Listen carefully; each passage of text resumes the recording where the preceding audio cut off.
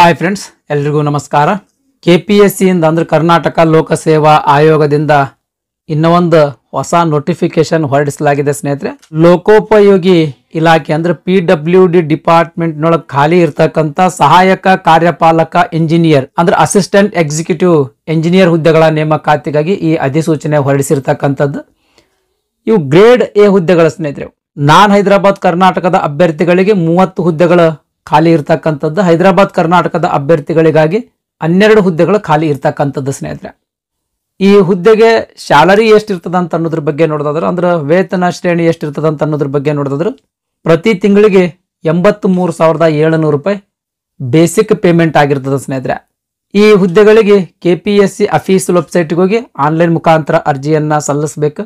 ಅರ್ಜಿ ಸಲ್ಲಿಸ್ಲಕ್ಕ ಪ್ರಾರಂಭ ದಿನಾಂಕ ಅಕ್ಟೋಬರ್ 3, 2024 ಆಗಿರ್ತದ. ಅರ್ಜಿ ಸಲ್ಲಿಸ್ಲಕ್ಕ ಕೊನೆಯ ದಿನಾಂಕ ನವೆಂಬರ್ 4, 2024 ಆಗಿರ್ತದೆ. ಅಷ್ಟರೊಳಗ ನೀವು ಅರ್ಜಿಯನ್ನ ಸಲ್ಲಿಸಬೇಕು ಸ್ನೇಹಿತರೆ. ನೆಕ್ಸ್ಟ್, ಸ್ಪರ್ಧಾತ್ಮಕ ಪರೀಕ್ಷೆಯ ದಿನಾಂಕವನ್ನ KPSC ಇಂದ ನಂತರದಲ್ಲಿ ತಿಳಿಸಲಾಗ್ತದಂತ ಮೆನ್ಷನ್ ಮಾಡಿರ್ತಕ್ಕಂಥದ್ದು ಸ್ನೇಹಿತರೆ.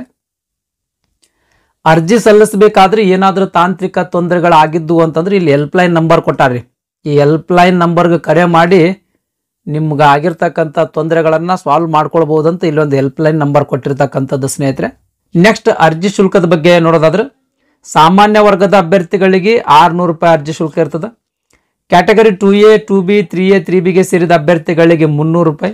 ಮಾಜಿ ಸೈನಿಕ ಅಭ್ಯರ್ಥಿಗಳಿಗೆ 50 ರೂಪಾಯಿ ಅರ್ಜಿ ಶುಲ್ಕ ಇರ್ತದೆ.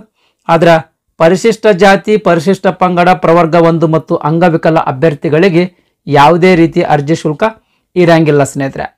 ನೆಕ್ಸ್ಟ್, ಎಜುಕೇಶನ್ ಕ್ವಾಲಿಫಿಕೇಶನ್ ಬಗ್ಗೆ ನೋಡೋದಾದ್ರೆ ಅಂದ್ರೆ ಈ ಹುದ್ದೆಗಳಿಗೆ ಅರ್ಜಿ ಸಲ್ಲಿಸಬೇಕಾದ್ರೆ ವಿದ್ಯಾರ್ಥಿ ಏನಾಗಿರ್ಬೇಕಂತ ಅನ್ನೋದ್ರ ಬಗ್ಗೆ ನೋಡೋದಾದ್ರೆ BE ಪಾಸ್ ಮಾಡಿರ್ಬೇಕು ಸ್ನೇಹಿತರೆ. BE ನೋಡ್ರಿ ಸ್ನೇಹಿತರೆ, ಸಿವಿಲ್ ಎಂಜಿನಿಯರಿಂಗ್ ಆಗಿರಬಹುದು, ಕನ್ಸ್ಟ್ರಕ್ಷನ್ ಟೆಕ್ನಾಲಜಿ ಅಂಡ್ ಮ್ಯಾನೇಜ್ಮೆಂಟ್ ಆಗಿರಬಹುದು, ಅಥವಾ ಬಿಲ್ಡಿಂಗ್ ಅಂಡ್ ಕನ್ಸ್ಟ್ರಕ್ಷನ್ ಟೆಕ್ನಾಲಜಿ, ಅಥವಾ ಸಿವಿಲ್ ಎಂಜಿನಿಯರಿಂಗ್ ಅಂಡ್ ಪ್ಲಾನಿಂಗ್, ಅಥವಾ ಸಿವಿಲ್ ಟೆಕ್ನಾಲಜಿ, ಅಥವಾ ಕನ್ಸ್ಟ್ರಕ್ಷನ್ ಟೆಕ್ನಾಲಜಿ, ಅಥವಾ ಕನ್ಸ್ಟ್ರಕ್ಷನ್ ಎಂಜಿನಿಯರಿಂಗ್ ಅಂಡ್ ಮ್ಯಾನೇಜ್ಮೆಂಟ್, ಅಥವಾ ಜಿಯೋ ಮೆಕ್ಯಾನಿಕ್ಸ್ ಅಂಡ್ ಸ್ಟ್ರಕ್ಚರ್ಸ್, ಅಥವಾ ಸ್ಟ್ರಕ್ಚರಲ್ ಅಂಡ್ ಫೌಂಡೇಶನ್ ಎಂಜಿನಿಯರಿಂಗ್, ಅಥವಾ ಸ್ಟ್ರಕ್ಚರಲ್ ಎಂಜಿನಿಯರಿಂಗ್ ಅಂಡ್ ಕನ್ಸ್ಟ್ರಕ್ಷನ್. ಇವಿಷ್ಟು ಎಂಜಿನಿಯರಿಂಗ್ ಸ್ಟ್ರೀಮ್ ಒಳಗೆ ಯಾವುದಾದ್ರೂ ಒಂದರಲ್ಲಿ ನೀವು ಎಂಜಿನಿಯರಿಂಗ್ ಪದವಿ ಪಾಸ್ ಮಾಡಿದ್ರಿ ಅಂತಂದ್ರೆ ಈ ಹುದ್ದೆಗಳಿಗೆ ಅರ್ಜಿಯನ್ನ ಸಲ್ಲಿಸಬಹುದು ಸ್ನೇಹಿತರೆ. ಇಲ್ಲಿ ಇನ್ನೊಂದು ಮೆನ್ಷನ್ ಮಾಡಿದ್ರೆ BE ಪಾಸ್ ಮಾಡಿರಲಿಲ್ಲ ಅಂದ್ರೆ ಡಿಪ್ಲೊಮಾ ಸರ್ಟಿಫಿಕೇಟ್ ಇರಬೇಕಂತ ಮೆನ್ಷನ್ ಮಾಡಿರ್ತಕ್ಕಂಥದ್ದು ಸ್ನೇಹಿತರೆ. ಬಟ್ ಇದು ನನಗೆ ಅರ್ಥ ಆಗ್ಲಿಲ್ರಿ. ಡಿಪ್ಲೊಮಾ ಸರ್ಟಿಫಿಕೇಟ್ ಇರಬೇಕು ಅಂತ ಹೇಳಿರ್ತಕ್ಕಂಥದ್ದು. ಅದೇ ರೀತಿ ಇನ್ಸ್ಟಿಟ್ಯೂಟ್ ಆಫ್ ಎಂಜಿನಿಯರಿಂಗ್ ಇಂದ ಪಾರ್ಟ್ A ಮತ್ತು part B associate membership examination pass ಮಾಡಿರ್ಬೇಕಂತ ಮೆನ್ಷನ್ ಮಾಡಿರ್ತಕ್ಕಂಥದ್ದು ಸ್ನೇಹಿತರೆ. ಹಾಗಾಗಿ ಡಿಪ್ಲೊಮಾದವರು ಈ ಹುದ್ದೆಗಳಿಗೆ ಅರ್ಜಿ ಸಲ್ಲಿಸ್ಲಕ್ಕ ಎಲಿಜಿಬಲ್ ಅದಾರೋ ಇಲ್ಲ ಅಂತ ಖಚಿತವಾಗಿ ನನಗೆ ಅರ್ಥ ಆಗಿಲ್ಲ ಸ್ನೇಹಿತರೆ. ದಯಮಾಡಿ ಇದನ್ನ ಒಮ್ಮೆ ವಿಡಿಯೋ ಪಾಸ್ ಮಾಡಿ ನೋಡ್ಕೊಳ್ರಿ. ನೆಕ್ಸ್ಟ್, ನೇಮಕಾತಿ ವಿಧಾನದ ಬಗ್ಗೆ ನೋಡೋದಾದ್ರೆ ಲಿಖಿತ ಪರೀಕ್ಷೆ ರಿಟರ್ನ್ ಎಕ್ಸಾಮ್ ಮತ್ತು ವ್ಯಕ್ತಿತ್ವ ಪರೀಕ್ಷೆ ಅಂದ್ರೆ ಪರ್ಸನಾಲಿಟಿ ಟೆಸ್ಟ್ ಅಂತ ಹೇಳಿ 2 ಹಂತಗಳಲ್ಲಿ ನೇಮಕಾತಿ ನಡೀತದೆ ಸ್ನೇಹಿತರೆ. ಲಿಖಿತ ಪರೀಕ್ಷೆಯ ಬಗ್ಗೆ ನೋಡೋದಾದ್ರೆ ಕ್ವಾಲಿಫೈಯಿಂಗ್ ಪೇಪರ್ ಅಂತ ಹೇಳಿ ಅಂದ್ರೆ ಅರ್ಹತಾದಾಯಕ ಪತ್ರಿಕೆಗಳಂತ ಒಟ್ಟು 2 ಪತ್ರಿಕೆಗಳದ್ದು ಎಕ್ಸಾಮ್ ನಡೀತದೆ ಸ್ನೇಹಿತರೆ. ಕನ್ನಡ ಮತ್ತು ಇಂಗ್ಲಿಷ್ ಇವು ಅರ್ಹತಾ ಪರೀಕ್ಷೆಗಳ ಸ್ನೇಹಿತರೆ. 2 100 ಮಾರ್ಕ್ಸ್ ಇಂದ ಎಕ್ಸಾಮ್ ಇರ್ತಾವ. 1.5 ತಾಸು ಸಮಯಾವಕಾಶ ಇರ್ತದೆ ಸ್ನೇಹಿತರೆ. ಈ ಎಕ್ಸಾಮ್ಗಳಲ್ಲಿ ಪಾಸ್ ಆದ್ರೆ ಮಾತ್ರ ನಿಮ್ಮನ್ನ ನೇಮಕಾತಿ ಮಾಡಿಕೊಳ್ಳಲಾಗ್ತದೆ, ಇಲ್ಲಾಂದ್ರೆ ನೇಮಕಾತಿ ಮಾಡ್ಕೊಳ್ಳಂಗಿಲ್ಲ. ಈ ಎಕ್ಸಾಮ್ಗಳು ಪಾಸ್ ಆಗ್ಬೇಕಂದ್ರೆ ಮಾರ್ಕ್ಸ್ ಎಷ್ಟು ತಗೊಳ್ಬೇಕಂತ ಅನ್ನೋದ್ರ ಬಗ್ಗೆ ನೋಡೋದಾದ್ರೆ ಪ್ರತಿಯೊಂದು ಎಕ್ಸಾಮ್ ನಲ್ಲಿ ನೀವು 30% ಅಂಕಗಳನ್ನು ತಗೊಳ್ಬೇಕು. ಈ ಕನ್ನಡ ಎಕ್ಸಾಮ್ದಾಗ 100ಕ್ಕೆ 30 ಅಂಕಗಳು ತಗೋಬೇಕು. ಇಂಗ್ಲಿಷ್ ಎಕ್ಸಾಮ್ದ 100ಕ್ಕೆ 30 ಮಾರ್ಕ್ಸ್ ತಗೋಬೇಕು. ಇನ್ನೊಂದು ಕ್ರಿಟೇರಿಯಾ ಸ್ನೇಹಿತರೆ, ಇನ್ನೊಂದು ಕ್ರಿಟೇರಿಯಾ ಅದ, ಅದು ಕೂಡ ನೀವು ಎಲಿಜಿಬಲ್ ಮಾಡ್ಬೇಕು.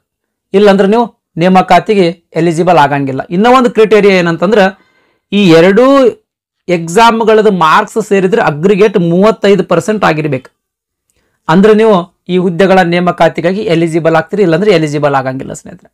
ಇನ್ನೊಮ್ಮೆ ಹೇಳ್ತೀನಿ ನೋಡ್ರಿ ಸ್ನೇಹಿತರೆ, ಪ್ರತಿಯೊಂದು ಎಕ್ಸಾಮ್ ನಲ್ಲಿ 30% ಮಾರ್ಕ್ಸ್ ಗಳನ್ನ ತಗೊಳ್ಬೇಕು. ಆದರೆ ಅಗ್ರಿಗೇಟ್ ತೆಗೆದ್ರೆ 35% ಮಾರ್ಕ್ಸ್ ಗಳಾಗಬೇಕು. ಓಕೆ, ಇದು ನಿಮಗೆ ಅರ್ಥ ಆಗ್ಯದ ಅಂತ ತಿಳ್ಕೊಳ್ತೀನಿ. ನೆಕ್ಸ್ಟ್, ಕ್ವಾಲಿಫೈಯಿಂಗ್ ಪೇಪರ್ ಆದ್ಮೇಲೆ ಕಂಪಲ್ಸರಿ ಪೇಪರ್ಸ್ ಬರ್ತವೆ. ಕಂಪಲ್ಸರಿ ಪೇಪರ್ಸ್ ನಲ್ಲಿ ಜನರಲ್ ನಾಲೆಜ್ 100 ಮಾರ್ಕ್ಸ್ ಇಂದ ಎಕ್ಸಾಮ್ ಇರ್ತದೆ. 1.5 ತಾಸು ಸಮಯಾವಕಾಶ ಇರ್ತದೆ. Next paper 2, paper 3, paper 4, paper 5 ಇವೆಲ್ಲ ಟೆಕ್ನಿಕಲ್ ಸಬ್ಜೆಕ್ಟ್ ಪೇಪರ್ಗಳ ಸ್ನೇಹಿತರೆ. ಪ್ರತಿ ಎಕ್ಸಾಮ್ 100 ಮಾರ್ಕ್ಸ್ ಇಂದ ಇರ್ತದ. ಆಮೇಲೆ ಪ್ರತಿ ಎಕ್ಸಾಮ್ದ ಟೈಮ್ 3 ತಾಸು ಆಗಿರ್ತದೆ ಸ್ನೇಹಿತರೆ. ಈ 3 ತಾಸೊಳಗೆ ನೀವು ಎಕ್ಸಾಮ್ ಅನ್ನ ಬಿಡಿಸಬೇಕಾಗ್ತದೆ. ಒಟ್ಟಾರೆಯಾಗಿ 500 ಮಾರ್ಕ್ಸ್ ಇಂದ ಎಕ್ಸಾಮ್ ಇರ್ತದೆ ಸ್ನೇಹಿತರೆ. ನೆಕ್ಸ್ಟ್ ಪರ್ಸನಾಲಿಟಿ ಟೆಸ್ಟ್ ಅಂತ ತಗೊಳ್ತಾರೆ. ಈ 500 ಮಾರ್ಕ್ಸ್ ನಲ್ಲಿ 5% ಮಾರ್ಕ್ಸ್ ಪರ್ಸನಾಲಿಟಿ ಟೆಸ್ಟ್ ಇಂದ ಇರ್ತದೆ. ಅಂದ್ರೆ 25 ಮಾರ್ಕ್ಸ್ ಪರ್ಸನಾಲಿಟಿ ಟೆಸ್ಟ್ ಅನ್ನ ಒಳಗೊಂಡಿರ್ತದೆ. ಈ ಪರ್ಸನಾಲಿಟಿ ಟೆಸ್ಟಿಗೆ ಎಲ್ಲರನ್ನ ಆಯ್ಕೆ ಮಾಡಂಗಿಲ್ರಿ. ಇಲ್ಲಿ ಈ ಕಂಪಲ್ಸರಿ ಪೇಪರ್ 500 ಮಾರ್ಕ್ಸ್ ಇಂದ ಪೇಪರ್ ಇದ್ವಲ್ಲ ಸ್ನೇಹಿತರೆ, 500 ಮಾರ್ಕ್ಸ್ ಇಂದ ಎಕ್ಸಾಮ್ ಇದ್ವಲ್ಲ, ಈ ಎಕ್ಸಾಮ್ ನಲ್ಲಿ ಅತಿ ಹೆಚ್ಚು ಅಂಕ ಗಳಿಸಿರ್ತಕ್ಕಂತ ಒಂದು ಹುದ್ದೆಗೆ 5 ಜನ ಅಭ್ಯರ್ಥಿಗಳಂತೆ ಈ ಪರ್ಸನಾಲಿಟಿ ಟೆಸ್ಟಿಗೆ ಆಯ್ಕೆ ಮಾಡ್ತಾರೆ ಸ್ನೇಹಿತರೆ. ಈ ಪರ್ಸನಾಲಿಟಿ ಟೆಸ್ಟ್ 25 ಮಾರ್ಕ್ಸ್ ಇಂದ ಪರ್ಸನಾಲಿಟಿ ಟೆಸ್ಟ್ ಇರ್ತದ. ಮೆರಿಟ್ ಲಿಸ್ಟ್ ಪ್ರಿಪೇರ್ ಮಾಡಬೇಕಾದ್ರೆ ಈ ಕಂಪಲ್ಸರಿ ಎಕ್ಸಾಮ್ ನಲ್ಲಿ ತೆಗೆದುಕೊಂಡಿರ್ತಕ್ಕಂಥ ಅಂಕಗಳು ಆಮೇಲೆ ಈ ಪರ್ಸನಾಲಿಟಿ ಟೆಸ್ಟ್ ನಲ್ಲಿ ತೆಗೆದುಕೊಂಡಿರ್ತಕ್ಕಂಥ ಅಂಕಗಳು, 2 ಅಂಕಗಳ ಕೂಡಿಸಿದ್ರೆ ಅತಿ ಹೆಚ್ಚು ಅಂಕಗಳು ಯಾರ್ದು ಬಂದಿರ್ತಾವೋ ಅಂತ ಅಭ್ಯರ್ಥಿಗಳನ್ನ ನೇಮಕಾತಿ ಮಾಡಿಕೊಳ್ಳಲಾಗ್ತದೆ ಸ್ನೇಹಿತರೆ. ಇದಿಷ್ಟು ನೇಮಕಾತಿ ಹಂತದ ಬಗ್ಗೆ ಮಾಹಿತಿಯಾಗಿತ್ತು. ನೆಕ್ಸ್ಟ್ ಸ್ಪರ್ಧಾತ್ಮಕ ಪರೀಕ್ಷಾ ಕೇಂದ್ರದ ಬಗ್ಗೆ ನೋಡೋದಾದ್ರೆ ಈ ಎಕ್ಸಾಮಿನೇಷನ್ ಸೆಂಟರ್ಸ್ ಗಳನ್ನ KPSC ಬೋರ್ಡ್ನವರೇ ನಿಗದಿಪಡಿಸ್ತಾರ. ಅವರು ಎಲ್ಲಿ ನಿಗದಿಪಡಿಸ್ತಾರ ಆ ಎಕ್ಸಾಮಿನೇಷನ್ ಸೆಂಟರ್ಗೆ ಹೋಗಿ ನೀವು ಎಕ್ಸಾಮ್ ಅನ್ನ ಬರಿಬೇಕಾಗ್ತದೆ ಸ್ನೇಹಿತರೆ. ನೆಕ್ಸ್ಟ್ ವಯೋಮಿತಿ ಬಗ್ಗೆ ನೋಡೋದಾದ್ರೆ ಈ ಹುದ್ದೆಗಳಿಗೆ ಅರ್ಜಿ ಸಲ್ಲಿಸಬೇಕಾಗಿತ್ತು ಅಂದ್ರೆ ಕನಿಷ್ಠ 21 ವರ್ಷ ವಯಸ್ಸಾಗಿರ್ಬೇಕು.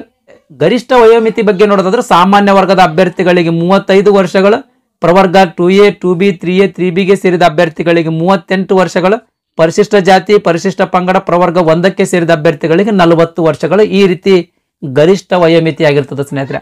ಈ ಗರಿಷ್ಠ ವಯೋಮಿತಿಯ ಮೇಲೆ ಇನ್ ಎಡಿಷನ್ ಆಗಿ ಏಜ್ ರಿಲ್ಯಾಕ್ಸೇಷನ್ ಕೂಡ ನೀಡಲಾಗ್ತದೆ. ಈಗಾಗಲೇ ಕರ್ನಾಟಕ ರಾಜ್ಯ ಸರ್ಕಾರದ ಹುದ್ದೆಯಲ್ಲಿ ಇದ್ರಿ ಅಂತಂದ್ರೆ ಸೇವೆ ಎಷ್ಟು ವರ್ಷ ಸಲ್ಲಿಸಿರಿ ಅಥವಾ 10 ವರ್ಷ, ಇವುಗಳಲ್ಲಿ ಯಾವುದು ಕಡಿಮೆ ಅಷ್ಟು ವರ್ಷಗಳ ನಿಮ್ಗೆ ಏಜ್ ರಿಲ್ಯಾಕ್ಸೇಷನ್ ನೀಡಲಾಗ್ತದೆ. ನೆಕ್ಸ್ಟ್ ಮಾಜಿ ಸೈನಿಕ ಅಭ್ಯರ್ಥಿಗಳಿಗೆ ಎಷ್ಟು ವರ್ಷ ಸೇವೆ ಸಲ್ಲಿಸಿದ್ದಾರೋ ಅದ್ರ ಮೇಲೆ 3 ವರ್ಷಗಳು, ಅಂಗವಿಕಲ ಅಭ್ಯರ್ಥಿಗಳಿಗೆ 10 ವರ್ಷಗಳು, ವಿಧವೆ ಅಭ್ಯರ್ಥಿಗಳಿಗೆ 10 ವರ್ಷಗಳ ಸ್ನೇಹಿತರೆ. ಈ ರೀತಿ ಗರಿಷ್ಠ ವಯೋಮಿತಿಯ ಮೇಲೆ ಇನ್ ಅಡಿಷನ್ ಆಗಿ ಏಜ್ ರಿಲ್ಯಾಕ್ಸೇಷನ್ ನೀಡಲಾಗ್ತದೆ ಸ್ನೇಹಿತರೆ. ಅಂದ್ರೆ ವಯೋಮಿತಿ ಸಡಿಲಿಕ್ಕೆ ನೀಡಲಾಗ್ತದೆ. ನೆಕ್ಸ್ಟ್ ಹುದ್ದೆಗಳ ವರ್ಗೀಕರಣದ ಬಗ್ಗೆ ನೋಡೋದಾದ್ರೆ ಇಲ್ಲಿ ಯಾವ ಯಾವ ಕೆಟಗರಿಗೆ ಎಷ್ಟೆಷ್ಟು ಹುದ್ದೆಗಳ ಮೀಸಲದಾವ ಅಂತ ಅನ್ನೋದ್ರ ಬಗ್ಗೆ ಹುದ್ದೆಗಳ ವರ್ಗೀಕರಣವನ್ನ ಕೊಟ್ಟಿರ್ತಕ್ಕಂಥದ್ದು. ದಯಮಾಡಿ ವಿಡಿಯೋ ಪಾಸ್ ಮಾಡಿ ನೋಡ್ರಿ ಸ್ನೇಹಿತರೆ. ನೆಕ್ಸ್ಟ್ ಇಲ್ಲಿ ಸಿಲೆಬಸ್ ಕೊಟ್ಟಾರ ಸ್ನೇಹಿತರೆ. ಇಲ್ಲಿ ಸಿಲೆಬಸ್ ಕೊಟ್ಟಾರ್ರಿ. ಈ PDF ಟೆಲಿಗ್ರಾಮ್ ಚಾನಲ್ದಾಗ ಶೇರ್ ಮಾಡಿರ್ತೀನಿ. ಟೆಲಿಗ್ರಾಮ್ ಚಾನಲ್ದ ಲಿಂಕ್ ಈ ವಿಡಿಯೋದ ಡಿಸ್ಕ್ರಿಪ್ಷನ್ದಾಗ ಕೊಟ್ಟಿರ್ತೀನಿ. ಯಾರು ಇನ್ನೂ ತನಕ ಟೆಲಿಗ್ರಾಮ್ ಚಾನಲ್ ಜಾಯ್ನ್ ಆಗಿಲ್ಲೋ ಆ ಲಿಂಕ್ ಮೇಲೆ ಕ್ಲಿಕ್ ಮಾಡೋದ್ರ ಮೂಲಕ ಕೂಡಲೇ ಟೆಲಿಗ್ರಾಮ್ ಚಾನಲ್ ಅನ್ನ ಜಾಯ್ನ್ ಆಗಿ ಈ ನೋಟಿಫಿಕೇಶನ್ ಅನ್ನ ಡೌನ್ಲೋಡ್ ಮಾಡ್ಕೊಂಡು ಒಮ್ಮೆ ಸಿಲೆಬಸ್ ಅನ್ನ ಕಂಪ್ಲೀಟ್ ಆಗಿ ಓದಿ ತದನಂತರ ಅರ್ಜಿಯನ್ನ ಸಲ್ಲಿಸ್ರಿ ಸ್ನೇಹಿತರೆ. ನೆಕ್ಸ್ಟ್ ಇನ್ನೊಂದು ಪ್ರಮುಖವಾಗಿರ್ತಕ್ಕಂಥ ಮಾಹಿತಿ ಅಂದ್ರೆ ನಿಮ್ದು ಏನು ವಿದ್ಯಾರ್ಹತೆ ಐತಲ್ಲ ಸ್ನೇಹಿತರೆ, ಅರ್ಜಿ ಸಲ್ಲಿಸುವ ಕೊನೆಯ ದಿನಾಂಕದೊಳಗ ಮುಗಿದಿರ್ಬೇಕು.